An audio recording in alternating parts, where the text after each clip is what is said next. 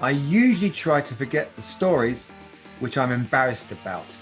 In other words, I don't want to remember embarrassing instances which happened to me. However, there are a couple of stories that come to mind in which I felt embarrassed. The first time, which I vividly remember, was when I was young. I was probably around 6 years old.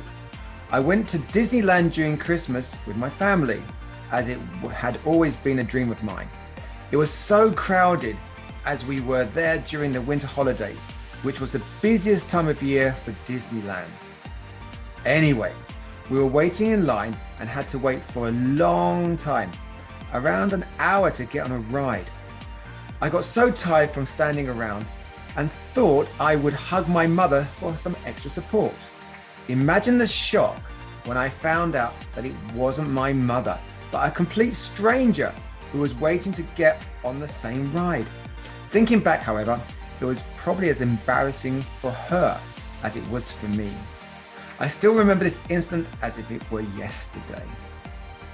The second time I felt embarrassed was when I took an entrance examination to enter another university.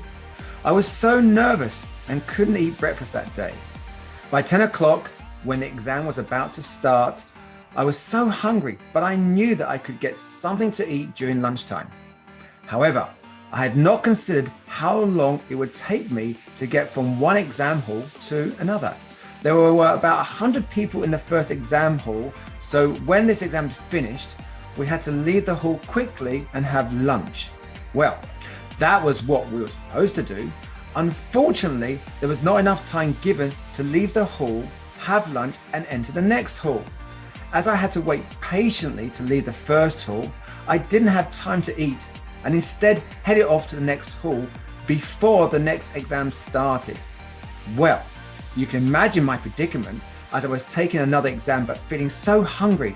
However, what caught me by surprise and the other students who were taking the exam was my stomach, which had started to make strange noises.